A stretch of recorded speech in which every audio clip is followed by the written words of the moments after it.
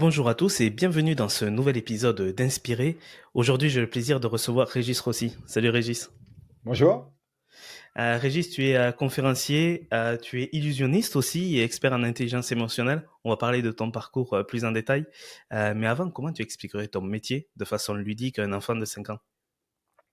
Je l'expliquerai très simplement. Je dirais que j'utilise les ressorts, les mécanismes de l'illusion pour venir parler de la relation. Comment est-ce qu'on arrive à créer des relations efficaces, durables, épanouissantes? Voilà. Et donc j'utilise l'art pour pouvoir déclencher des prises de conscience.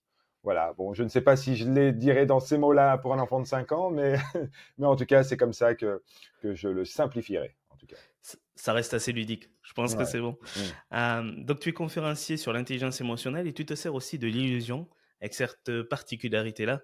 Tout ce qui est close-up, magie, etc. On va en parler en détail de ce parallèle que tu fais et qui te nourrit, qui te sert pour pouvoir faire passer tes messages. Mais juste avant, au niveau de ton parcours, donc tu as toujours été attiré par ça ou c'est quelque chose qui est venu un peu plus tard après tes études?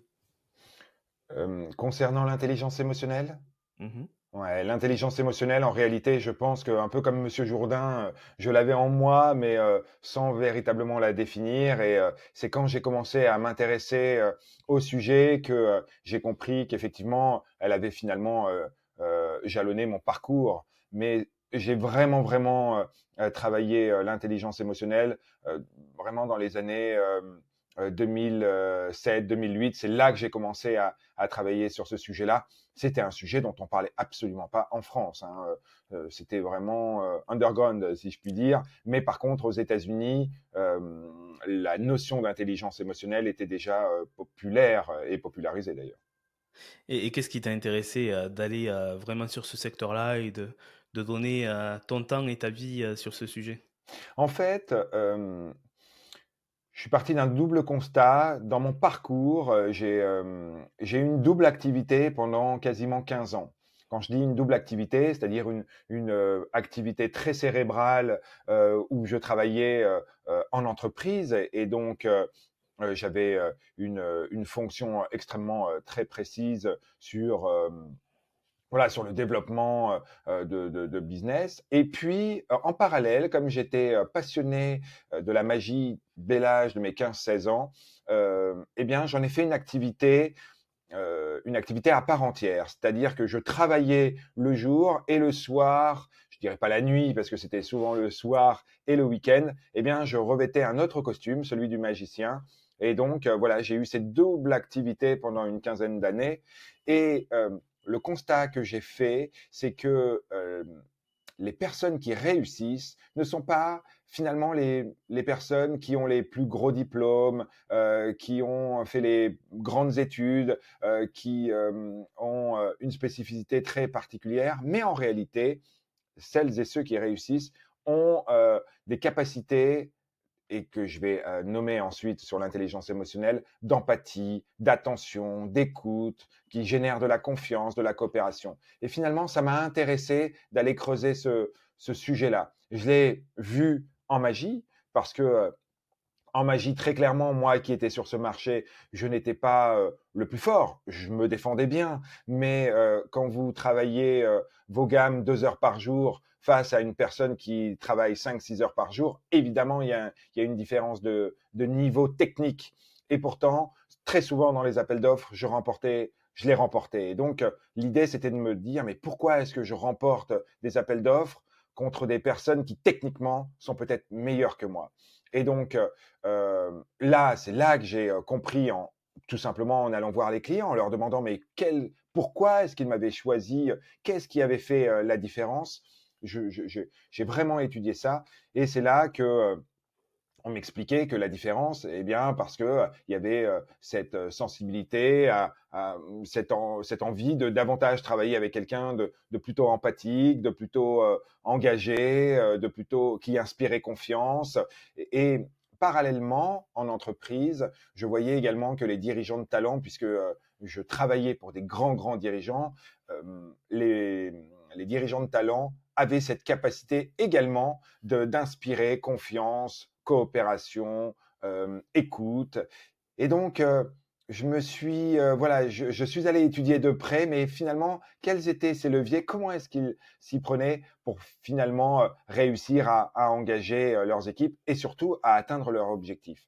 Et dans les 2 cas, évidemment, j'ai tout de suite, compris qu'ils avaient, en tout cas un talent, particulier. Ces dirigeants-là ou ces artistes-là, c'est qu'ils avaient une grande intelligence émotionnelle et c'est comme ça que finalement, je me suis dit, mais je vais aller étudier le sujet parce que je pense que ça peut nourrir finalement le monde en définitive. Voilà. Ce qui est intéressant dans ce que tu dis, c'est qu'effectivement, il y a 15 ans, comme tu dis, c'était un peu underground. On va y revenir après, mais maintenant, c'est vrai qu'on parle même de quotient émotionnel et d'intelligence émotionnelle avec certains pontes dont tu as parlé tout à l'heure, ou encore Christophe Hague, qui développe aussi le quotient émotionnel.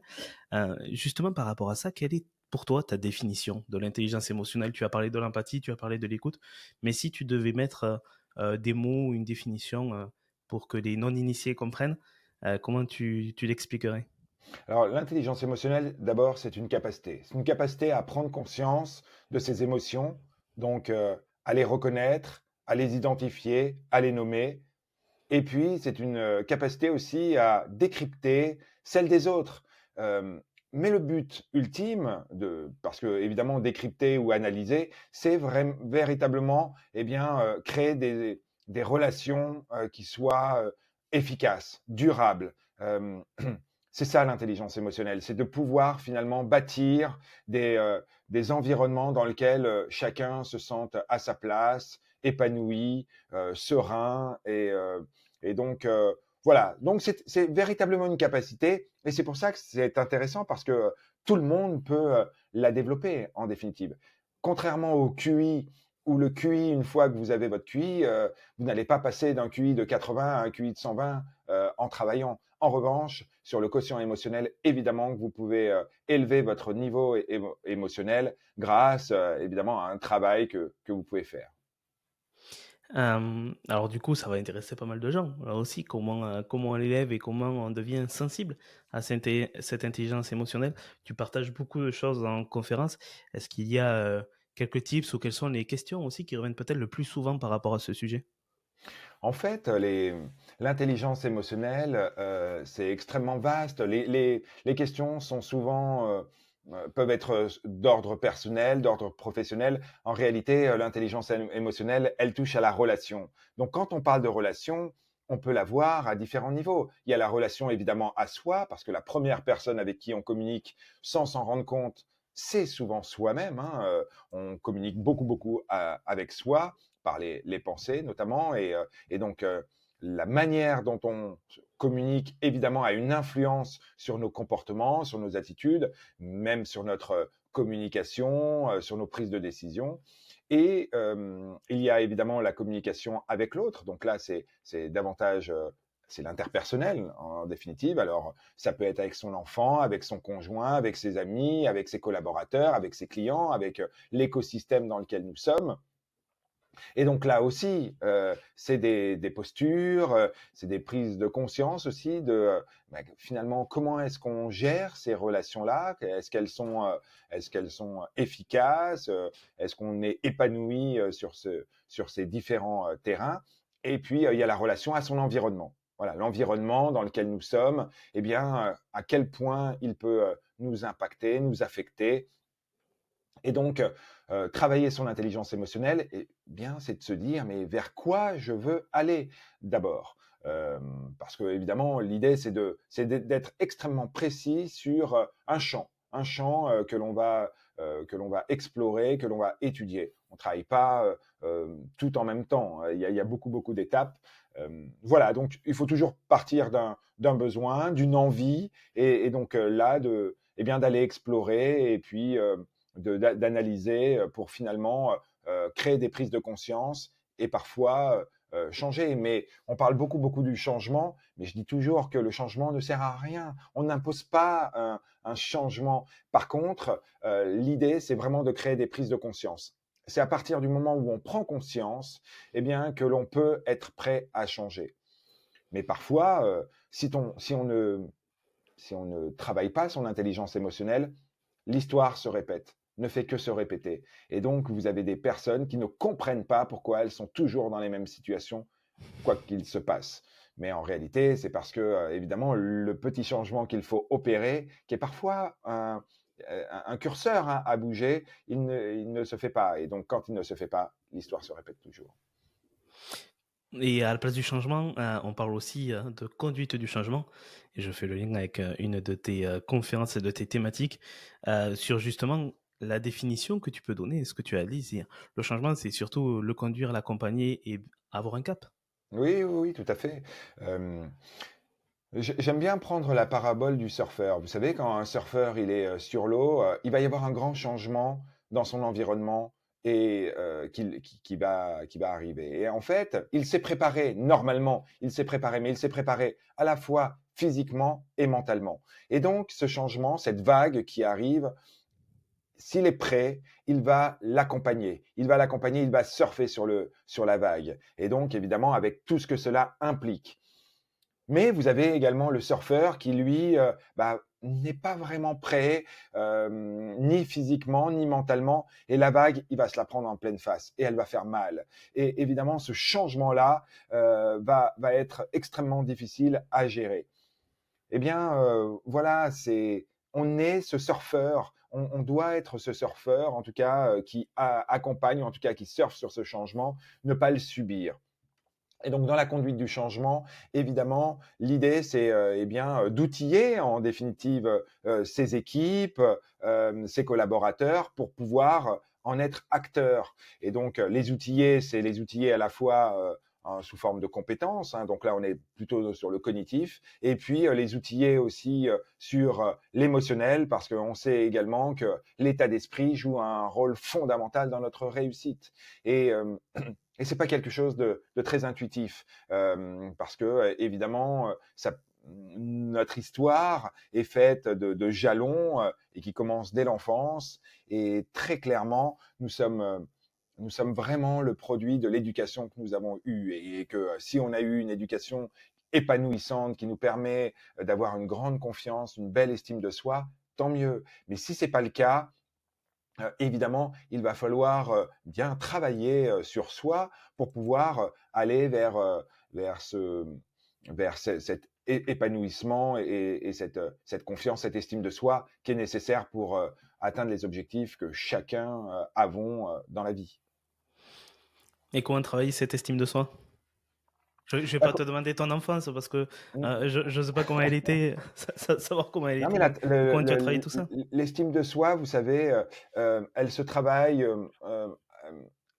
Elle se travaille avec l'expérience que l'on peut avoir, c'est-à-dire sur soi, hein, et de se dire, mais finalement, quand on fait un flashback voilà, de notre histoire, de se dire, mais quels sont, par exemple, si on parle professionnel, quels sont les moments professionnels qui ont été des moments extrêmement épanouissants, riches, ou dans lesquels on s'est senti vraiment pleinement investi, où on a atteint nos objectifs.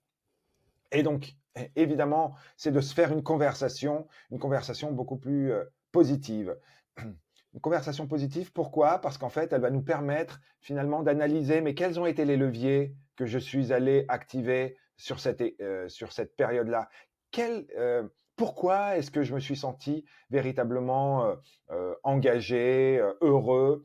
C'est important parce que en réalité, c'est un travail qu'on fait très très peu. Quand il nous arrive un pépin, eh bien, on va aller faire un audit, on va aller étudier, mais pourquoi est-ce qu'il nous est arrivé ce pépin? Et on va essayer de corriger le tir.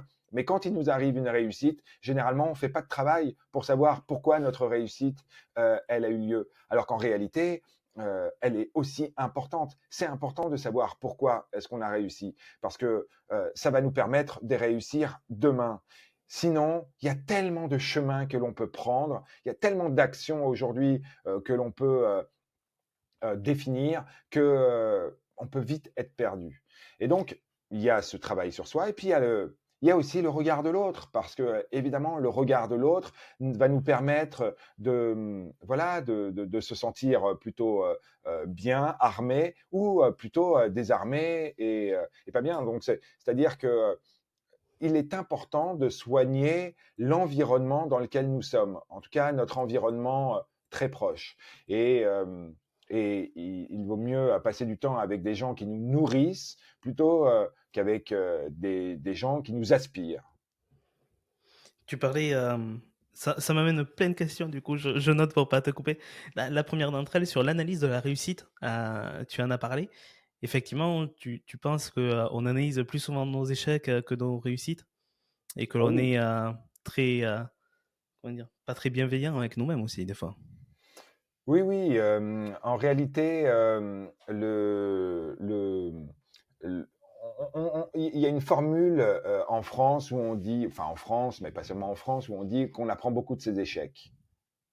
Et donc, que l'échec est toujours utile. Et d'ailleurs, vous entendrez beaucoup, beaucoup de personnes dire ça.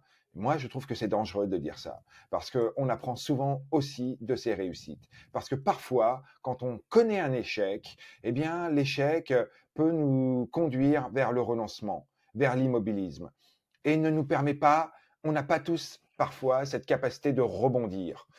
Et donc, qu'est-ce qu'on fait quand un échec, il perdure dans le temps? Quand une personne reste à terre des semaines, des mois, des années, parfois même toute une vie.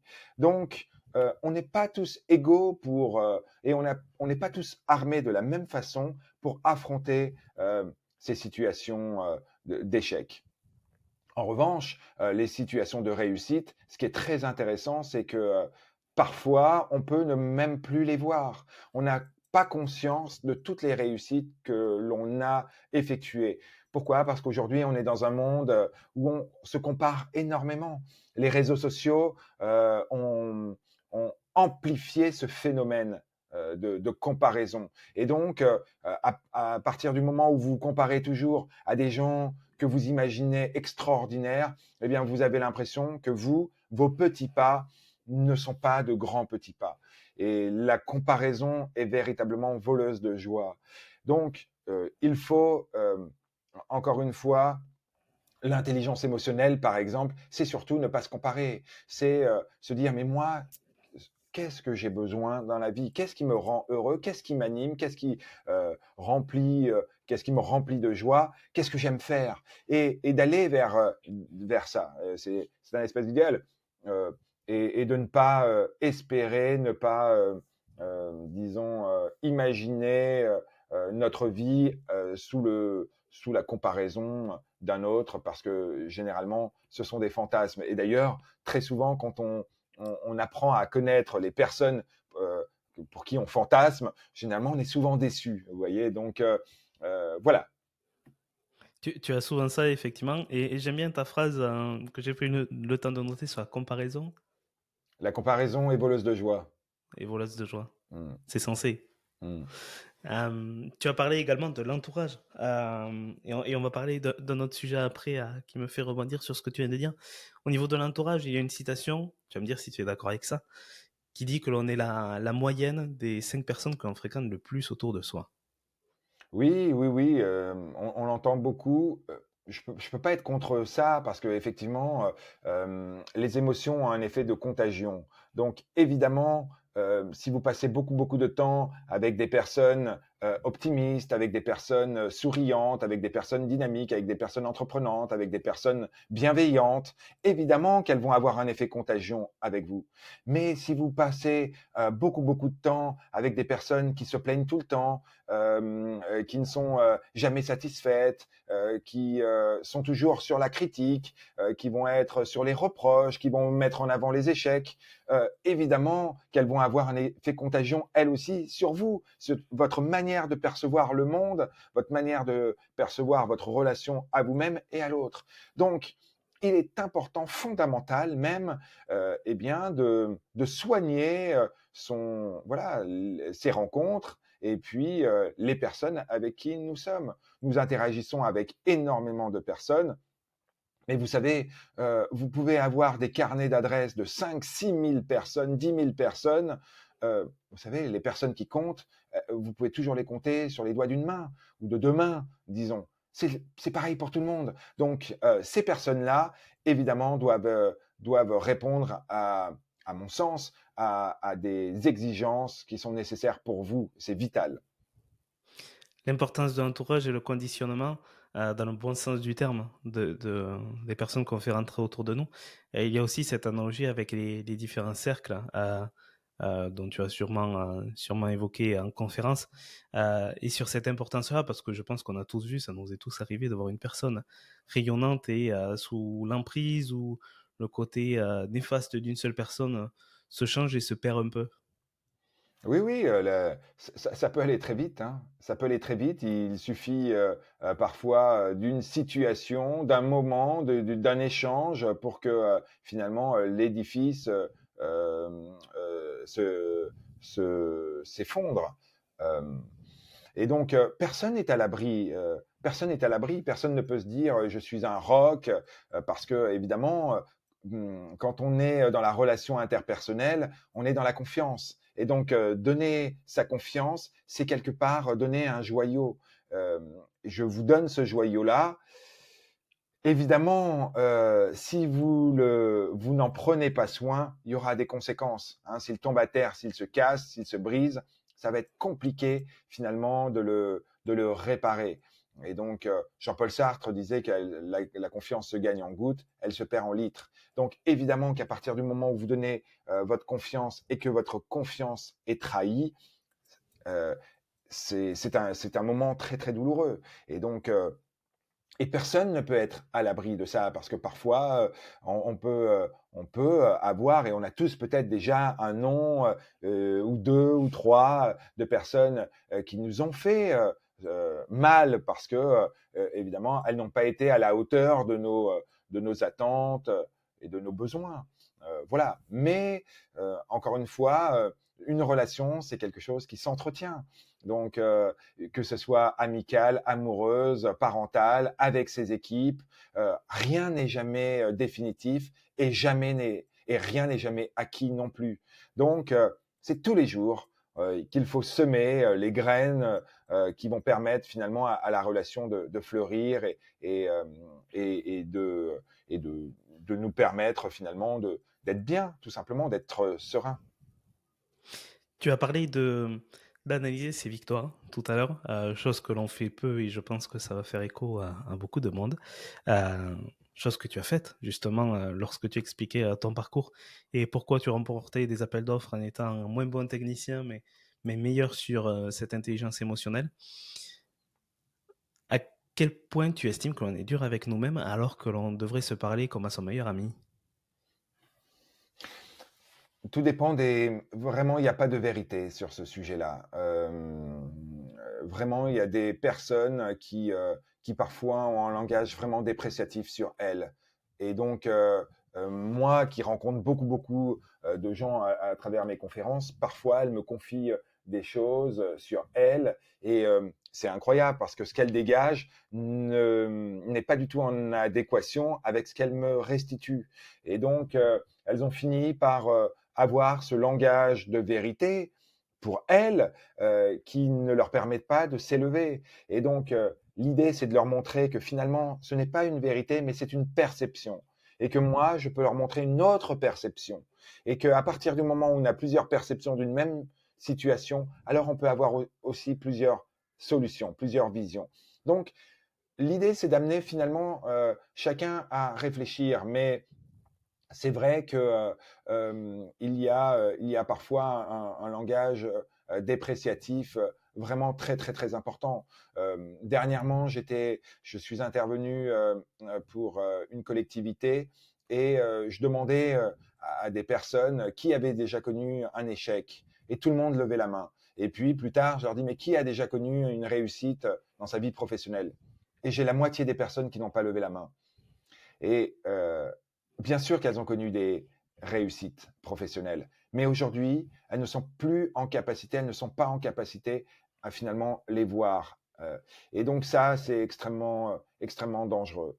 Et donc voilà, l'idée, c'est vraiment d'aller. C'est dangereux. Pourquoi? Bah parce que encore une fois, à partir du moment où on a une faible estime de soi, une faible confiance en soi, ça a des répercussions dans tous les aspects de notre vie, professionnelle, amicale, sociale, amoureuse. Ça a des impacts sur tout. Donc, il est important voilà, de retravailler sur ces aspects-là Et vous avez à l'inverse des personnes qui ont une surconfiance en elles, vous voyez, une surestime de soi. Et donc là aussi, c'est extrêmement dangereux parce que en termes d'équilibre émotionnel, ça a des impacts. De toute manière, il y a toujours à un moment donné, la vie vous ramène à une certaine réalité. Et donc ce travail d'équilibriste, il est aussi jonché par le cerveau qui retient plus facilement les informations négatives que positives, ce qui a dû être aussi un des éléments pour lequel tu as que la moitié des gens qui ont levé la main. Oui, oui, tout à fait. Le cerveau, il fonctionne comme ça, hein. On a, vous savez, on a 6 émotions primaires, hein, la colère, le dégoût, la tristesse, la peur, la joie et la surprise. Et donc, vous voyez que sur ces émotions primaires, on a des émotions qu'on va dire plutôt négatives. Alors, même si les émotions, il faut faire attention, on dit jamais qu'elles sont positives ou négatives. Les émotions, elles nous informent de toute manière. Donc, quand on est en colère, quand on est triste, quand on est dégoûté, évidemment, c'est pas forcément négatif. Ça veut dire que dans notre environnement, il est en train de se passer quelque chose et que notre besoin n'est peut-être pas, on ne répond pas à notre besoin. Mais évidemment, le cerveau, lui, détecte dans l'environnement tout ce qui ne va pas. Je vous montre une dictée, tout de suite, vous allez repérer la faute. Alors qu'en réalité, il y a peut-être une centaine de mots. Les 100 mots, 99 mots sont bien écrits, mais lui, ce qui va retenir, le cerveau, c'est le mot qui n'est pas bien écrit. Et donc là, vous voyez, c'est un processus où vous allez dire, mais mince, je ne suis pas bon, alors qu'en définitive, évidemment que vous avez écrit 99 mots bien, et donc c'est plutôt ça dont il faudrait se satisfaire. Mais non, le cerveau, lui, il va se focaliser là-dessus. Et dans nos vies professionnelles, amicales, personnelles, on fonctionne exactement de la même manière. Mais même moi, à mon niveau, hein, je peux faire 100 conférences qui se passent extrêmement bien, et la 101e, vous ne savez pas pourquoi, il y a plein de facteurs externes qui font que bah, vous n'avez pas rencontré le public, en tout Cette cas, alchimie, cette connexion. l'alchimie, ça peut Mm. arriver, vous ressortez de là, et là, la première chose, c'est que vous commencez à vous remettre en cause, à vous dire, mais finalement, c'est peut-être moi, ça y est, mon temps est passé, je ne suis plus dans le move, ou je n'ai plus les compétences pour. Vous voyez, vous commencez à, votre cerveau vient vous alimenter pour vous dire, mais peut-être qu'il est temps d'arrêter. Alors qu'en définitive, vous en avez réussi 100 et que il faut davantage s'appuyer sur ces 100-là plutôt que de s'appuyer sur la 101e.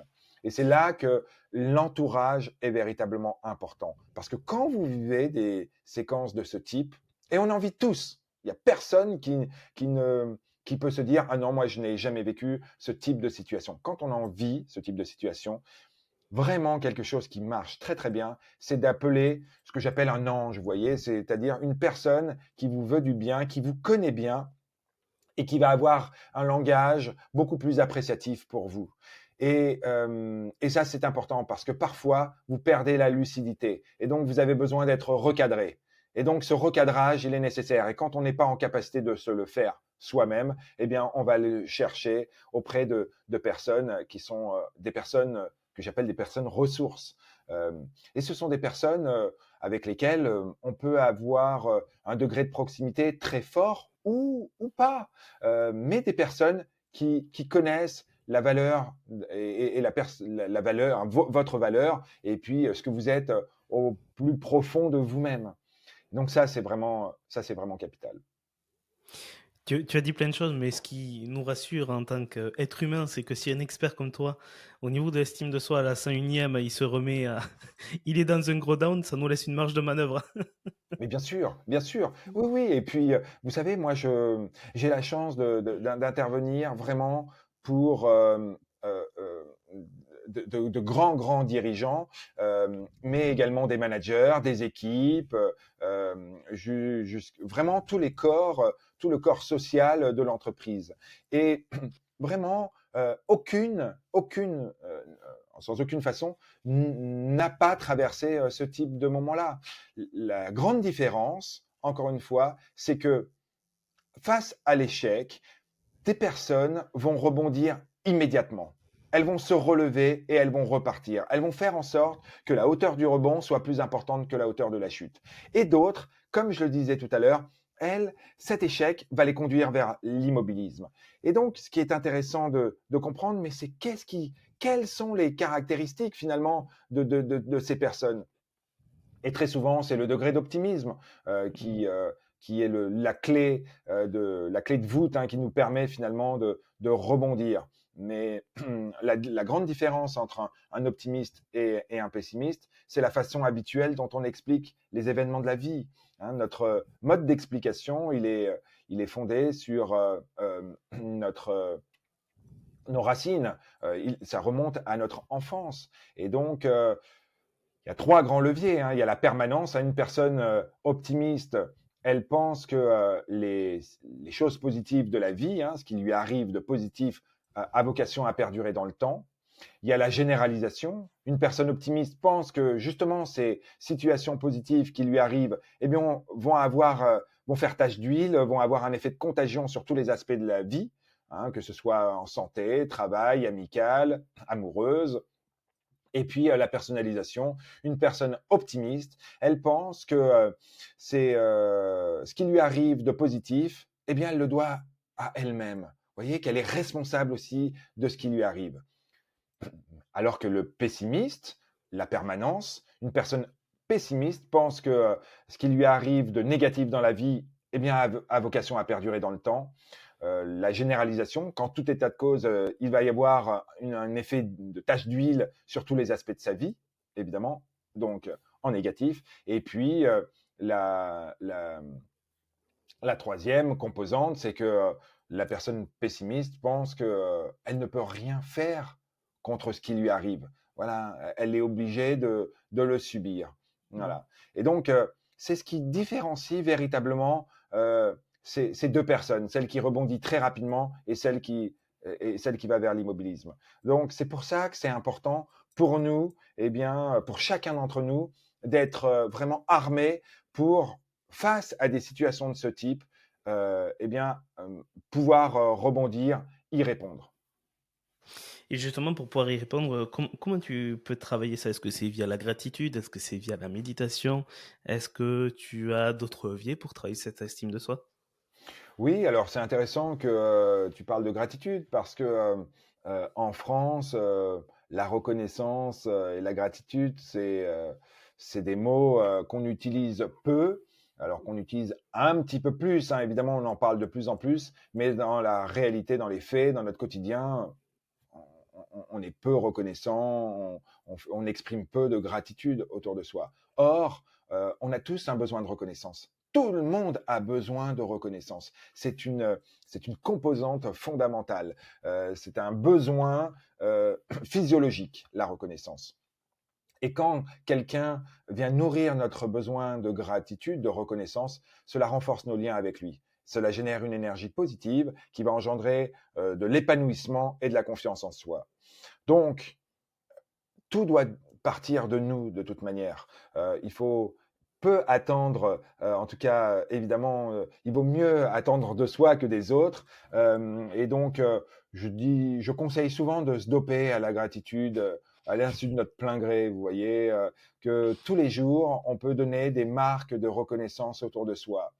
Ça peut être à son enfant, à son conjoint, à des inconnus, à des collègues, à sa hiérarchie, mais vraiment un merci sincère qui est fondé et qui va finalement nous remplir et remplir l'autre également. Et en réalité, ce dont on s'aperçoit, c'est que plus on exerce cet exercice, en tout cas de gratitude, parce que c'est un exercice au départ, hein, parce qu'au bout d'un moment, ça va devenir finalement familier et on va le faire sans s'en rendre compte, eh bien plus on va avoir des marques de reconnaissance. Euh, la formule qui donne reçoit, elle, elle, elle est simple, elle est basique, mais elle est tellement vraie. Moi, j'ai beaucoup reçu dans ma vie, mais parce que j'ai beaucoup donné. J'ai beaucoup plus donné que j'ai reçu, mais je n'aurais jamais autant reçu si je n'avais pas autant donné. Et donc, voilà. Et ça, chacun d'entre nous, on a les moyens de le faire. Vraiment, il suffit de regarder, de mettre un pied à l'extérieur pour se rendre compte que le monde a besoin de nous. Et donc, allons à sa rencontre et généralement, on est toujours récompensé. C'est ce que l'on fait présentement. On donne et puis on verra ce qu'on reçoit, mais on donne sans intention derrière, hein, sans attente Exactement. derrière. Et c'est ça qui est plaisant aussi, de dire Mm. que peut-être que ça va faire émerger ou donner une étincelle à l'une des personnes. Ben, c'est ça notre récompense quelque part. Oui, oui, oui, tout à fait. Il faut pas avoir d'attente trop grande. Vous voyez, faire trop de calculs. On est dans une société où on calcule énormément. Je pense qu'il faut revenir à des valeurs vraiment saines, qui nous rassemblent et qui nous ressemblent. Donc, la générosité, c'est une valeur extraordinaire. Et la générosité, il ne faut pas être généreux que quand ça ne va pas. Parce qu'on voit bien hein, qu'on sait être généreux quand des situations imposent de l'être. Mais il faut être généreux, en tout cas au quotidien, parce que c'est une valeur extrêmement épanouissante. Tu as parlé justement de la gratitude. Il y a une chose que je fais moi avec les enfants, surtout, ça marche beaucoup, c'est le kiff du jour. Tu leur demandes souvent la question quand tu récupères à l'école ou quoi que ce soit, ben, qu'est-ce que tu as aimé aujourd'hui? Et de suite, ils ont quelque chose qui vient en tête. Et on le dit même pour les adultes, finir sa journée en définissant ces 3 kiffs du jour pour travailler la gratitude, ça marche pas mal. C'est un petit Hum, exercice tout hum, simple, mais hum. on se couche avec des intentions positives envers nous et envers notre journée. Ah ouais. Il faut nourrir notre cerveau. Vous savez, on mange, on fait attention à l'alimentation, on fait attention au sport que l'on doit faire, mais il faut faire attention à ce qu'on ingurgite aussi dans notre esprit. Et donc, ça fait partie effectivement eh bien, de nourrir notre cerveau de manière beaucoup plus positive, de créer des hormones qui vont nous permettre de nous épanouir. Hein, on parle beaucoup des endorphines, on parle de l'ocytocine, de la dopamine, de la sérotonine. Bon, ce sont des hormones qui créent du lien. Ce sont des hormones de la confiance aussi en soi, de la relation en définitive, de l'épanouissement. Donc, un exercice comme celui-là est intéressant. Moi, avec mes enfants, j'ai 2 enfants qui sont des ados. Depuis qu'ils ont 5 ans, je fais l'exercice de gratitude chaque semaine. C'est le dimanche soir, on se retrouve à table et on va faire voilà, cet exercice de gratitude où on va remercier chacun des membres de la famille pour 3 actions qui ont été faites dans la semaine qui vient de s'écouler. Mais c'est pas forcément des actions, ça peut être des paroles, ça peut être des gestes, ça peut être des regards, mais qui nous ont été utiles et qui nous ont fait du bien.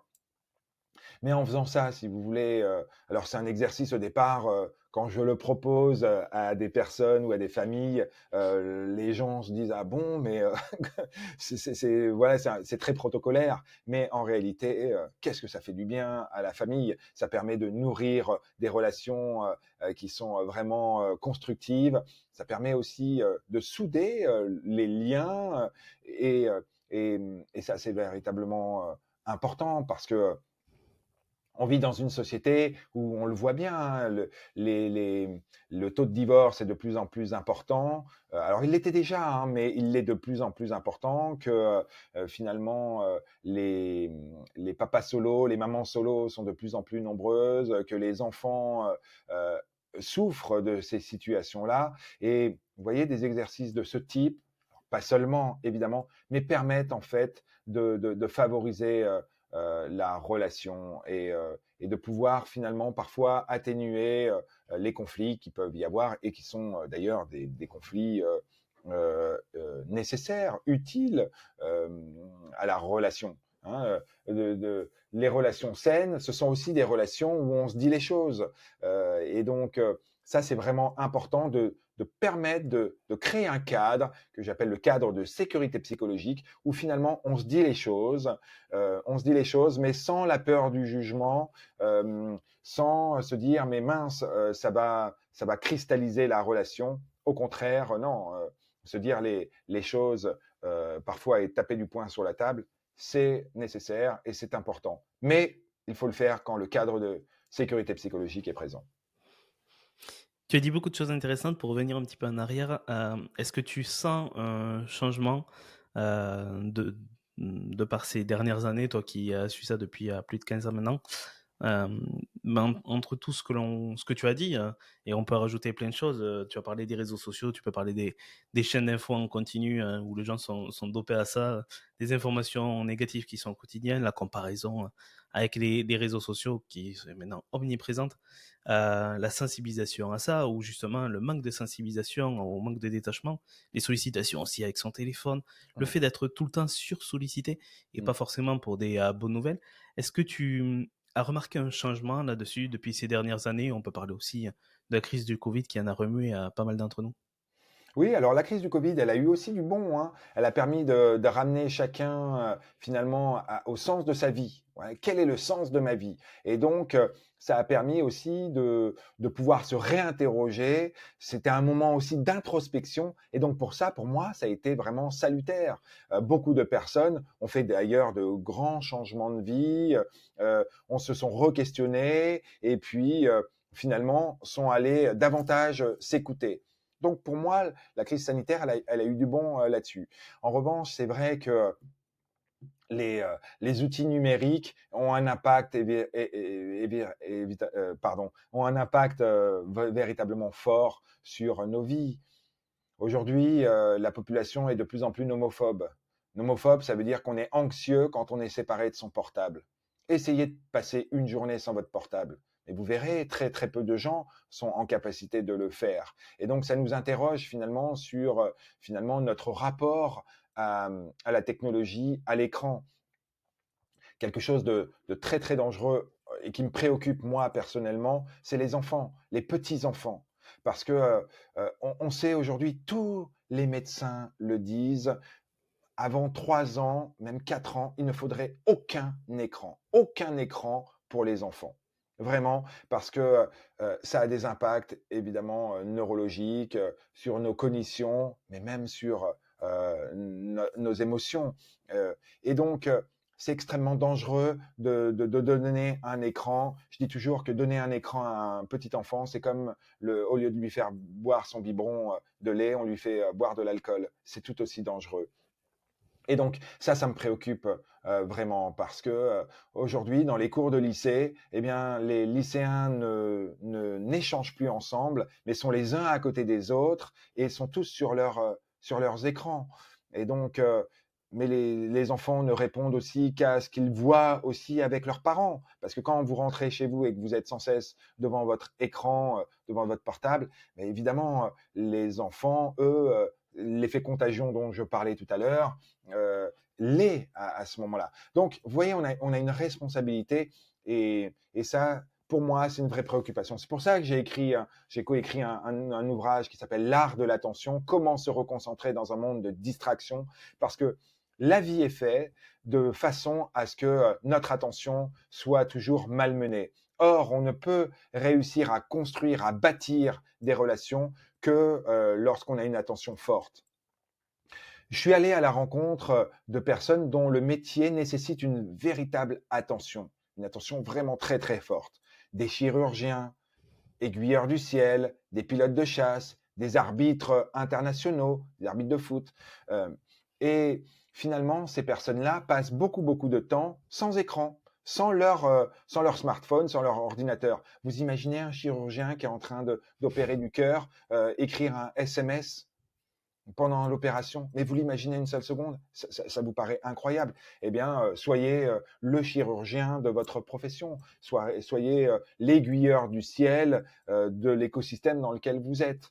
Donc, il faut prendre conscience de ça et faire attention à ces écrans. Et je parle même pas du contenu, hein, vous voyez, je parle juste Mmh. de la relation que l'on peut avoir à l'écran. Parce que les plus belles relations, vous savez, c'est les relations interpersonnelles. Nous sommes des animaux sociaux.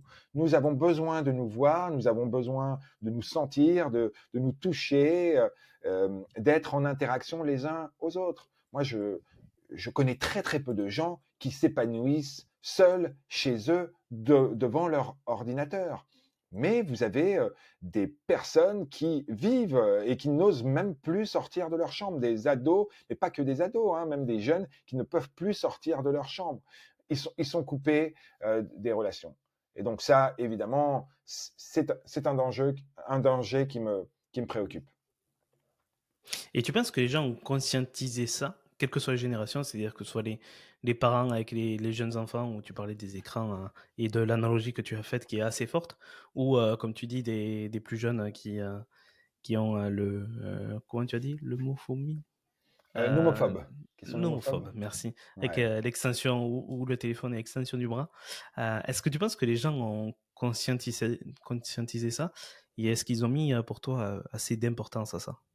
Alors, on en parle de plus en plus, on en parle de plus en Oui, plus des on en parle, dangers, mais mais est-ce qu'ils ont conscientisé ça? Il suffit de regarder à quel point, la nomophobie, v aujourd'hui, les gens ne savent pas ce que ça veut dire nomophobe, vous voyez? Mais vous ou verrez le que dans quel prononcer. voilà, ouais, ouais, c'est vrai. Mais dans quelques années, j'ai bien peur que, on aille vers vers une croissance de cette phobie. Et donc, et moi, je le vois d'ailleurs. Je fais des interventions sous forme de conférences. Donc, les conférences, on est en relation. Eh bien, il y a 15, il y a 15 ans, personne n'avait son téléphone. Tout le monde, on avait des échanges. Aujourd'hui, il n'y a pas une conférence que je donne, mais j'en parle à tous mes confrères et tous me le disent la même chose. Il n'y a pas une conférence que l'on donne où une personne ne prend pas à un moment donné son téléphone pour textoter, pour répondre à un email ou je ne sais quoi. Vous voyez, c'est devenu un besoin. Quand on ne l'a plus, on est en stress, on développe de l'anxiété. Mm. C'est ça la nomophobie. Et en plus, il suffit de poser la question dans la salle, qui se sent nomophobe? Et vous avez une grande partie de la population qui lève la main, et de plus en plus. Donc, voilà, c'est une prise de conscience. Il faut prendre conscience de ça. Mais bon, c'est pas simple avec. Moi, j'ai un ado euh, qui passait un certain temps sur son téléphone, peut-être 4 heures par jour. Et il a découvert de lui-même qu'en passant 4 heures par jour sur son téléphone, c'est comme s'il passait 15 ans de sa vie sur le téléphone. Et ça lui a fait un espèce de tilt. Il s'est dit, mais je ne veux pas passer 15 ans de ma vie devant mon téléphone, j'ai autre chose à faire. Et de lui-même, il a décidé de passer plus de temps à la lecture, à l'apprentissage de langue, par exemple, à faire des activités plus sportives, plus manuelles. Vous voyez, à passer son temps, à occuper son temps, parfois même à ne rien faire, ce qui est utile aussi, plutôt que de scroller toute la journée et de se dire, mais waouh, j'ai perdu beaucoup, beaucoup de temps, mais est-ce que ce temps a été utile? Vous voyez, c'est toujours cette Mm. question. Est-ce que ce temps a été utile? Parce que on peut passer du temps. S'il a été utile, s'il a été nourrissant, très bien. Mais généralement, quand on scrolle, voilà, c'est pas très, très nourrissant pour l'âme. Donc, c'est encore une fois une question d'équilibre et chacun doit faire sa part sur ce sujet. Et comme tu l'as dit plus tôt, faire attention à ce que l'on donne à notre cerveau et comment on le nourrit. Mais c'est vrai que cette pression du téléphone, tu as sur toutes les générations, même sur les chefs d'entreprise, on va dire entre 35 et 50 ans, où je me retrouve, tu te retrouves à faire des formations et dans les formations, bah, c'est calé, donc tu touches pas ton téléphone. Et Mm. tu touches pas ton téléphone pendant 2 heures de temps, le temps de la pause, voire plus, etc. Et c'est marrant comment tu vois les gens entre ceux qui acceptent la situation et qui le lâchent limite avec plaisir et pas avec cette anxiété, et ceux qui ont la pression permanente à essayer de le regarder ou à faire comme quand tu étais élève, à le cacher sous le livre ou quoi que ce soit. Et c'est toujours marrant parce qu'en fait, tu te rends compte que ça touche toutes les générations, alors effectivement avec des degrés différents, mais cette pression du téléphone aujourd'hui est incroyable. Oui, oui, oui, oui. Alors après, moi, je blâme personne. Je sais Bien que sûr. c'est pas facile. Et d'ailleurs, pour en sortir, c'est vraiment la méthode des petits pas qui est la meilleure. C'est-à-dire de se dire, bah tiens, je vais me donner des temps dans la journée de déconnexion numérique. C'est-à-dire, c'est des temps où je n'utilise pas mon téléphone. On commence toujours par ça.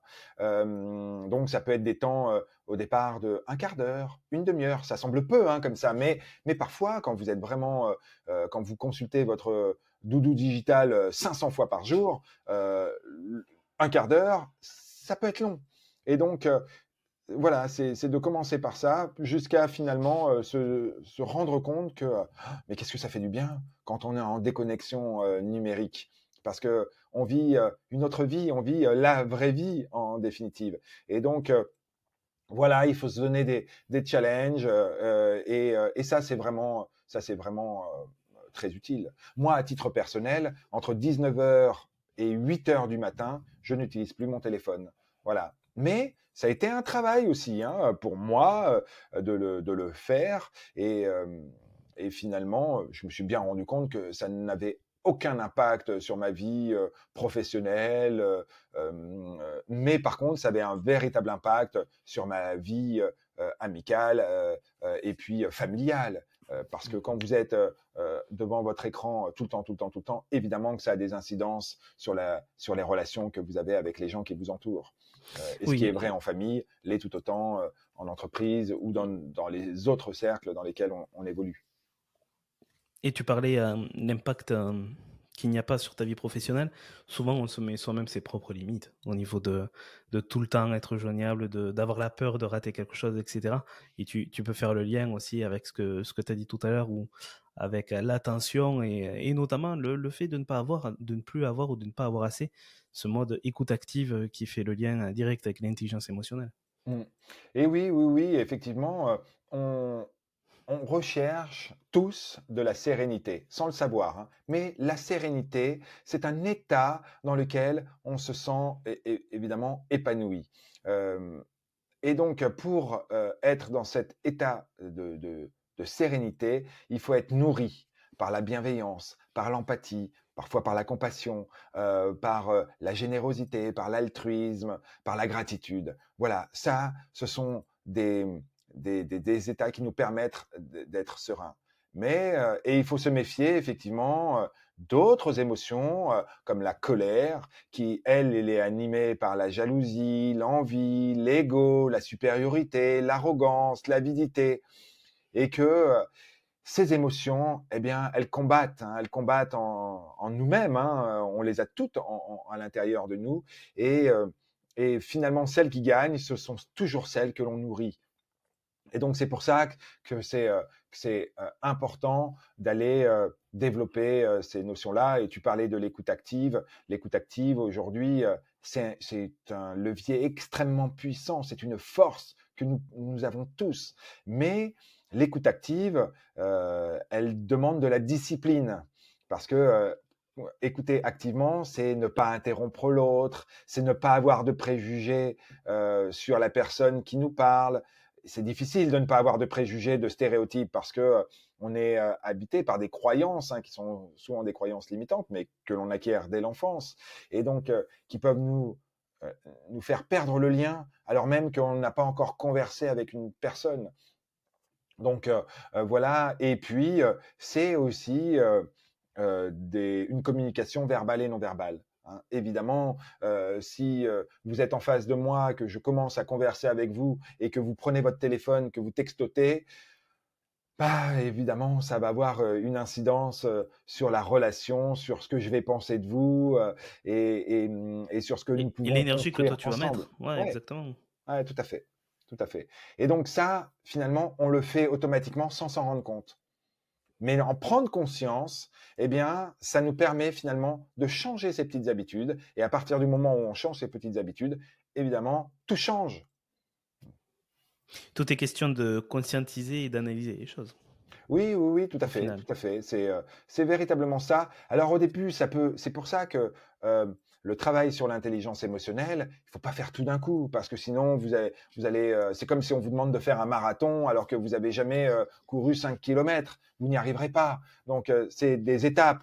Hein. Il faut commencer par voilà courir. Quand on commence, on court 20 minutes, ensuite une demi-heure, 40 minutes, 50 minutes, et on habitue notre corps, notre esprit. Et on se rend compte que mais tout est possible. Eh bien, là, c'est exactement la même chose. Hein. On part vraiment de petits objectifs vers de plus gros. Et évidemment, après, on court le marathon sans difficulté. La fameuse stratégie des petits pas que tu peux Ouais, c'est appliquer du ça. coup aussi à C'est ça, hein. ça. Mmh, mmh, mmh, mmh. La vie Et m'a toi montré que c'était sans doute la meilleure des stratégies, celle des petits pas. Voilà. complètement. Les grandes conquêtes, c'est toujours, voilà, c'est bien. Et en même temps que je vous dis ça, j'ai bien conscience que ce qui est toujours important, c'est d'avoir un véritable objectif.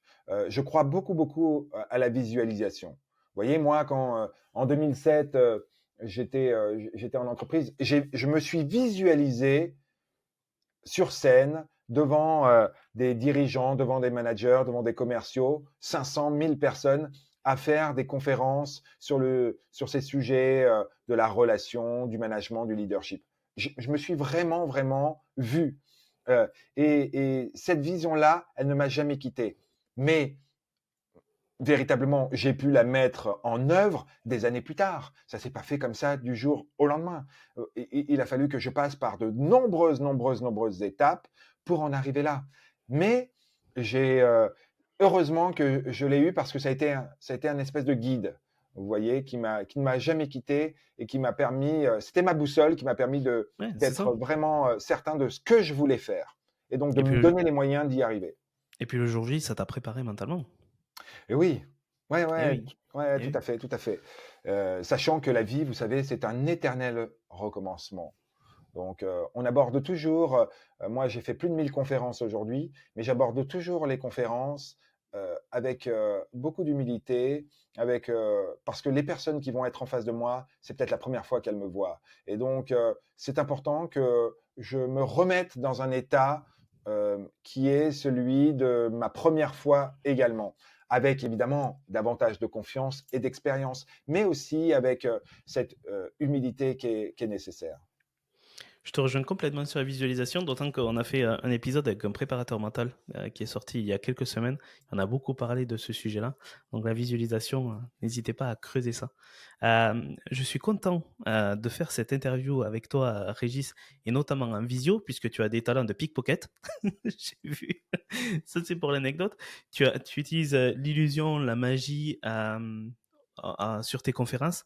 Comment tu t'en sers et quel est le pont que tu fais entre les différents sujets et ta passion aussi que tu as pour la magie au close-up?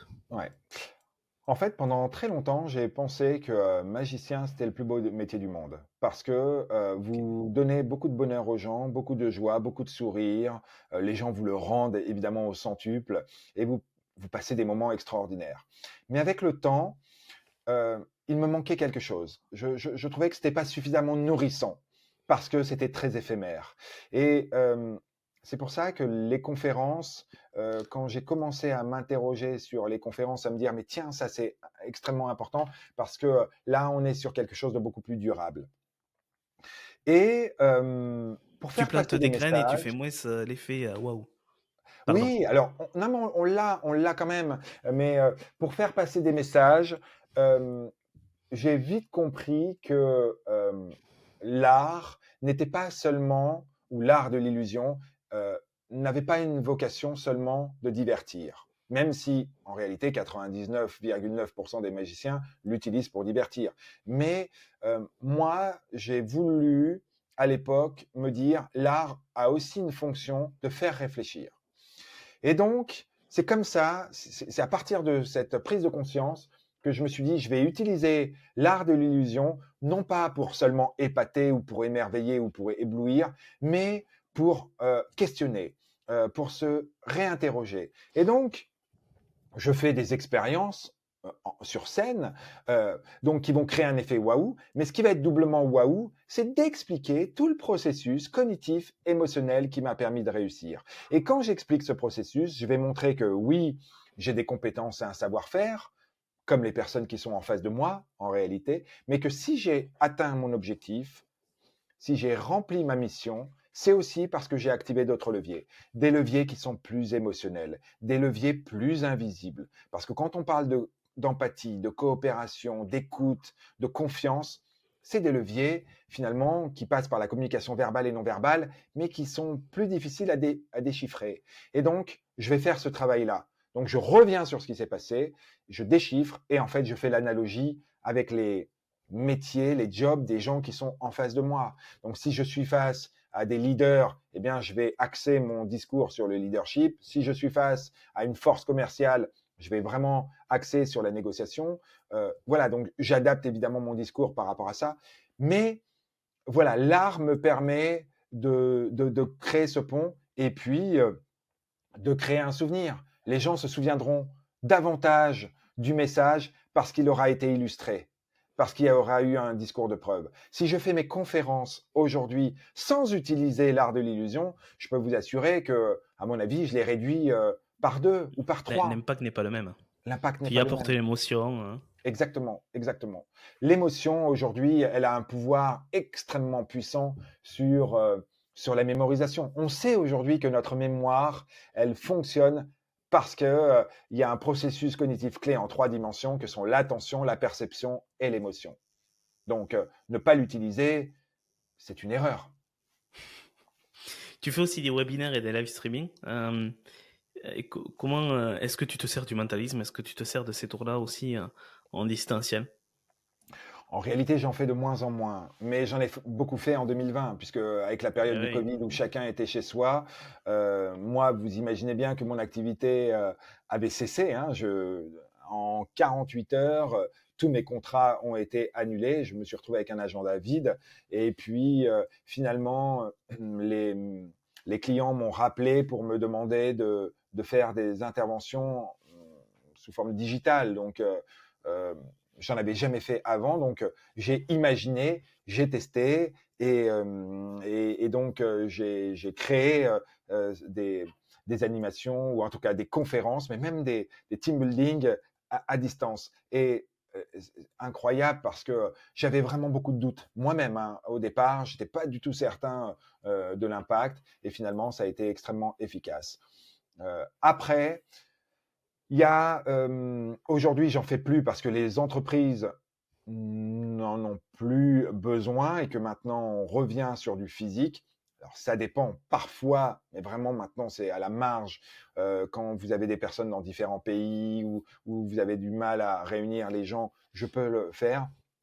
Mais honnêtement, si mon métier c'était de faire des conférences sous forme digitale et que 100% de mon temps était consacré à ça, je changerais de métier. Hein, j'ai pas fait ce métier-là pour être derrière mon écran. Alors évidemment, ça a beaucoup d'avantages parce que vous n'avez aucun déplacement, vous n'avez pas de nuit d'hôtel, vous n'avez pas ces moments de solitude qui sont aussi les, la réalité hein, du métier de conférencier. Mais vous perdez surtout le lien avec les personnes. Vous n'avez pas la relation, l'alchimie que vous L'énergie, pouvez ouais. avoir. Moi, si j'ai choisi ce métier et si d'ailleurs je me suis toujours tourné vers des métiers où j'étais sans cesse en interaction, c'est parce que je me nourris de la relation. Euh, mon, mon, oui, mon bien le plus précieux, c'est la relation à l'autre. Voilà. Et donc, je suis très conscient de ça. Et donc, je ne pousse pas, en tout cas, à la digitalisation des conférences. D'ailleurs, tu l'as dit, tu as fait plus de 1000 conférences, plus de 210 000 personnes sont venues te voir. C'est énorme, c'est autant que certains humoristes. C'est vraiment un seuil énorme. C'est quoi? C'est 3 stades de France. Oh oui, Quand, alors quand, quand, j'ai pas quand, quand on compté le comme met en ça. parallèle, Ouais. c'est colossal. Ouais, alors après, ça s'est fait vraiment sur le temps. Hein. Il faut revenir. Moi, Bien j'ai sûr. commencé en 2011, et c'est vrai que les auditoires sont des petits auditoires au départ quand on travaille, 50, 100 personnes, 200, 300, et puis après, évidemment, quand les groupes, ça va assez vite en réalité, hein, parce que quand les groupes réunissent 1000 collaborateurs, eh bien vous le multipliez par 10, vous voyez, vous avez déjà 10 000 collaborateurs. Donc ça va en réalité assez vite, mais je n'avais pas, en tout cas moi, ça n'a jamais été un objectif. Aujourd'hui, c'est une réalité, mais au départ, c'était pas forcément cet objectif-là que j'avais. Vous répondez à la demande en définitive. Hein. C'est un métier qui marche beaucoup, beaucoup au bouche à oreille. Et donc, évidemment, si vous avez de l'impact dans une convention de 1000 personnes, eh bien, il y aura toujours une, deux, trois personnes qui viendront vous solliciter pour revenir faire peut-être une autre conférence auprès d'un autre auditoire, un autre auditoire, pardon. Et donc aujourd'hui, c'est vrai que j'ai la chance de travailler pour vraiment des structures très très différentes, des grands groupes, pour l'État également, et dans tous les secteurs d'activité. Il n'y a pas un secteur d'activité sur lequel je ne suis pas intervenu, parce que l'intelligence émotionnelle, c'est l'affaire de tous. Aujourd'hui, il y a le sommet de l'intelligence artificielle, tu vois. Pour faire le point, j'avais pas prévu d'en parler, mais on n'arrête pas de parler d'intelligence émotionnelle. Quel est ton point de vue là-dessus, si tu en as un? Oui, alors c'est une réalité à laquelle nous sommes confrontés, hein, l'intelligence artificielle. Faut pas la voir comme une menace. Moi, je ne crois pas que l'intelligence artificielle va remplacer tous les jobs qui sont les nôtres. Elle va évidemment avoir des impacts, hein, sur des fonctions, elle va avoir des utilités, mais elle va surtout nous amener finalement à repenser nos manières de travailler, nos jobs, ce qui fait le sel finalement de nos métiers. Et en ce qui me concerne, j'ai vraiment pas d'inquiétude particulière parce que, encore une fois, nous sommes des animaux sociaux, que nous avons besoin d'échanges et que les échanges physiques sont beaucoup, beaucoup plus nourrissants que les échanges qui se font uniquement à travers un écran. Euh, donc, je trouve que il faut voir vraiment ce que l'IA peut nous apporter pour nous aider, vraiment nous faciliter la vie. Et l'IA en ça, c'est extraordinaire. Je pense surtout à la médecine. Vous voyez, les gros progrès qui vont être faits de ce point de vue-là sont extraordinaires. Mais ça amène finalement les médecins, les infirmiers, tout le personnel hospitalier à aussi se réinterroger sur ses propres pratiques. Et c'est en ça que plus on aura d'IA, plus on aura besoin de personnes qui développent leur IE, leur intelligence émotionnelle. Parce que, encore une fois, c'est elle qui triomphera, même s'il n'y a pas de combat, hein, pour moi. L'un et l'autre, finalement, se nourrissent. Mais même si aujourd'hui l'ordinateur peut analyser les émotions, elle n'est pas en capacité de les ressentir. Et donc, ça, c'est vraiment ce qui nous préserve. Et donc, je souhaite que après le sommet de l'IA, il y ait également un sommet de l'IE. Mais vous savez, les acteurs qui parlent d'intelligence émotionnelle sont de plus en plus nombreux. Et c'est tant mieux. Moi, quand j'ai commencé à travailler sur ce sujet, à lire Goldman, franchement, il n'y avait pas grand-chose sur l'intelligence émotionnelle. Bon, aujourd'hui, il y a de plus en plus d'écrits, il y a beaucoup plus de plus en plus de chercheurs qui travaillent sur le sujet, et c'est tant mieux. Ça me fait une transition parfaite. Il y a de plus en plus d'écrits dans tes bouquins. Tu en as écrit 3. Le premier d'ailleurs, que tu as coécrit sur le pouvoir de l'intelligence émotionnelle en 2020, qui a d'ailleurs reçu le prix du livre en 2021. Tu peux nous en parler un petit peu de ce bouquin-là en particulier, peut-être des autres Oui, si oui, tu le oui, souhaites. un livre que j'ai coécrit avec Claire Lezol et Didier Noyer. Notre volonté, c'était vraiment de pouvoir outiller les personnes sur ce sujet qui peut être abstrait. Et donc de montrer en quoi finalement l'intelligence émotionnelle était un levier stratégique pour notre épanouissement, à la fois personnel et professionnel. Et donc, on a travaillé à trois parce que c'était intéressant d'avoir des regards très différents. Le regard d'une coach qui avait une formation très scientifique, biologiste, le regard d'un expert en management, et puis le regard d'un conférencier euh, qui travaillait déjà sur le sujet. Et effectivement, à trois, nous avons nourri une réflexion. Nous sommes allés à la rencontre aussi de personnes qui vivent l'intelligence émotionnelle pour pouvoir offrir un nouveau regard sur ce sujet et à l'époque à laquelle on vit. Parce que, évidemment, Goldman, quand il a écrit sur le sujet de l'intelligence émotionnelle, c'était les années 90. Le monde radicalement changé, s'est transformé. Donc la réalité d'hier n'était plus la réalité d'aujourd'hui. Moi, les premières conférences que j'ai écrites en 2000, entre 2007 et 2011, aujourd'hui, je peux plus les donner. Pourquoi? Parce que il y a eu beaucoup, beaucoup, beaucoup de changements et donc la vérité d'hier n'est plus la vérité d'aujourd'hui. Donc, il faut s'adapter avec son temps. Donc, voilà, on a coécrit cet ouvrage et effectivement, il a été récompensé. On a eu de très, très bonnes critiques et l'ouvrage se vend bien. Et donc, on a écrit un deuxième ouvrage, mais vraiment dans la foulée, pour vulgariser encore davantage sous forme de fiches, des fiches pratiques pour développer son intelligence émotionnelle, son leadership, toujours aux éditions Erol. Et puis, on a écrit un troisième ouvrage, j'en ai parlé tout à l'heure, sur l'art de l'attention, parce que pour nous, l'attention, c'est le défi du XXIe siècle. Et donc, il était essentiel d'écrire sur le sujet un ouvrage facile à lire et avec des exercices qui nous permettent finalement de remobiliser notre attention et de la diriger vers évidemment quelque chose de très nourrissant. Tu as parlé justement des changements qu'il y a eu en 10-15 ans.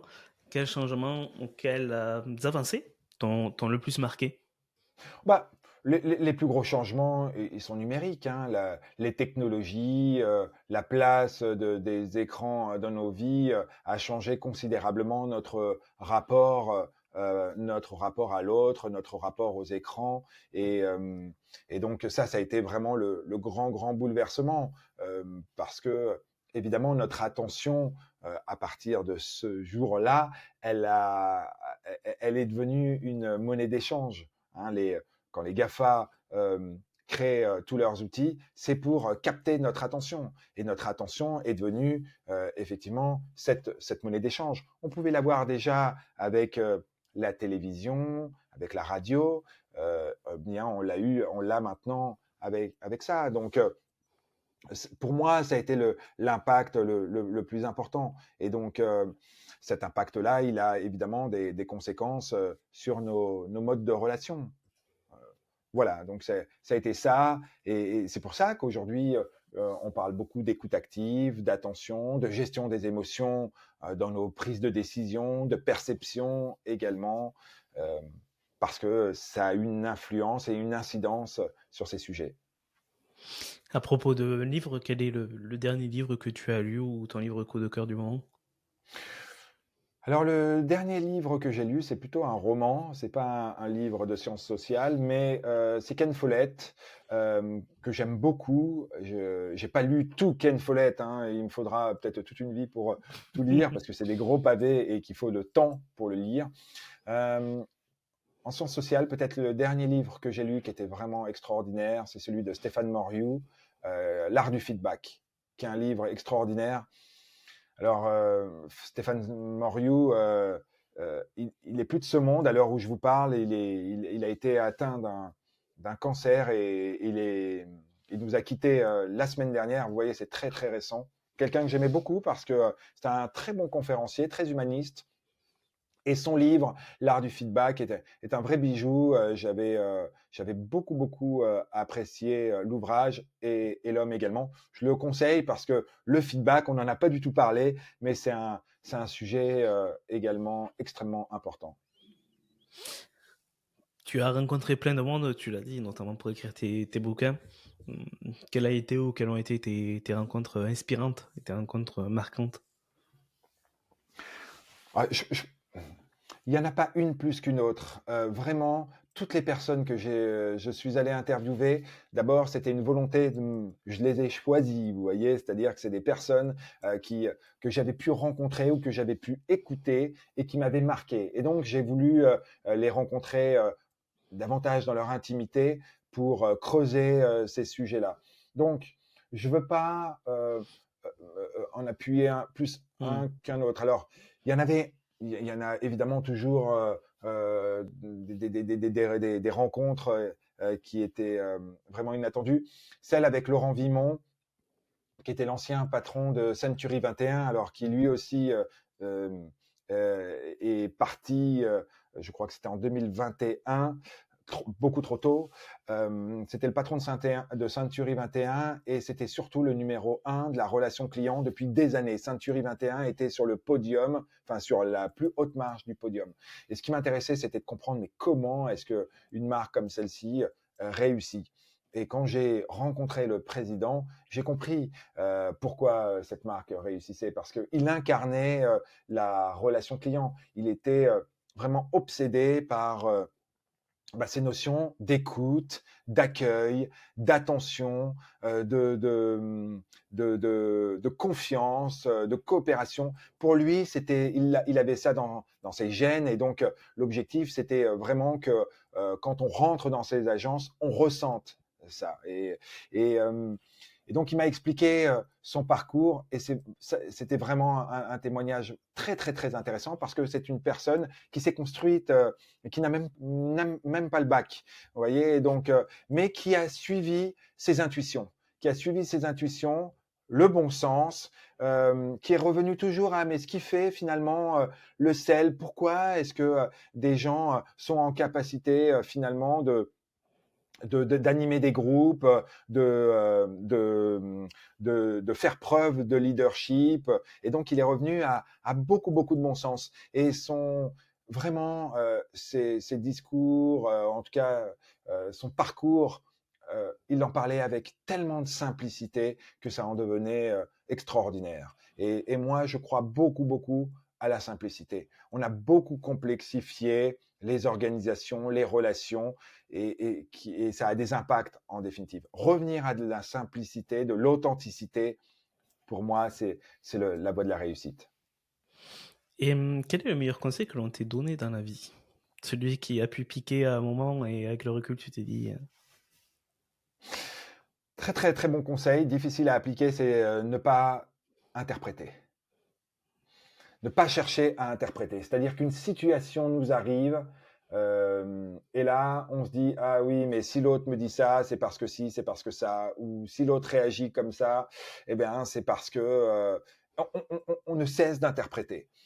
Et en réalité, on se rend compte que très souvent, on fait fausse route, qu'il y a une autre réalité qu'on n'a pas vue parce qu'on n'a pas toutes les cartes en main, et que finalement, essayer de stopper son jugement, essayer d'être davantage dans l'accueil, dans l'écoute, et moins dans le jugement, c'est quelque chose d'extraordinaire, mais c'est difficile à faire.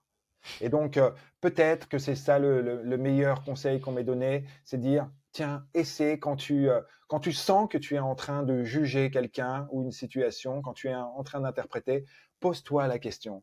Mais d'où, pourquoi est-ce que tu es en train de te dire ça? Est-ce que c'est véritablement fondé, ou est-ce que parfois c'est le fruit d'une imagination, d'une interprétation? Peut-être une dernière question, Régis. Si tu pouvais rêver grand, à tel point que tu ne savais que tu ne pourrais pas échouer et que tu n'as pas de limite, quel serait ton plus grand rêve? Écoutez, mon plus grand rêve, il est absolument pas personnel. Mon plus grand rêve, ce serait qu'on arrive à guérir les maladies infantiles, les cancers, les leucémies, tout ce qui touche les enfants. Franchement, ça, ce serait extraordinaire. Parce que je pleure peu dans l'année, mais quand je pleure, quand je pleure, je le fais toujours discrètement, mais c'est quand je vais dans les hôpitaux intervenir pour des enfants. Des enfants qui sont atteints de cancer, de leucémie. Et je travaille pour des associations. Alors là, c'est la seule fois, c'est la dernière fois où je revêtis l'habit de magicien, parce qu'aujourd'hui, je ne fais plus du tout de spectacle. J'ai arrêté depuis longtemps. Mais pour les enfants, je le fais. Et pour moi, je donne beaucoup, mais je m'enrichis aussi beaucoup à leur contact, parce qu'ils ont une force incroyable, insoupçonnable. Euh, Ils ont toujours beaucoup d'espoir, et puis ils vivent surtout le présent. Et, et ils ne sont pas dans le passé, ils ne sont pas dans le futur, ils sont dans le présent. Et donc, dans l'accueil de ce qui arrive. Et donc, en réalité, c'est des moments qui sont vraiment extraordinaires, parce qu'on rit ensemble, on passe un moment merveilleux ensemble, mais il y a cette réalité. Et quand j'entends effectivement les moments difficiles, c'est quand on rencontre évidemment davantage un peu les familles, ou quand on rencontre les dirigeants de ces associations qui expliquent finalement le parcours. Voilà. Donc, mon plus grand rêve, ce serait effectivement de pouvoir financer ces travaux de recherche pour pouvoir permettre de trouver les remèdes pour pouvoir effectivement guérir ces enfants parce qu'on y arrive, hein, la recherche avance, mais elle nécessite effectivement des dons, elle nécessite de la générosité.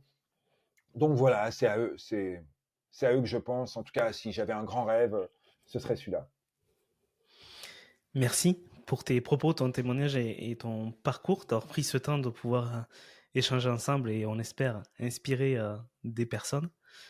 Merci à toi, Bah, Régis. c'est moi qui te remercie. Merci pour cette invitation. J'étais ravi. Avec grand plaisir. On mettra le lien de ton site internet. Vous pourrez retrouver notamment le dernier livre, L'art de l'attention, ou également les autres dont on a parlé pendant cette interview.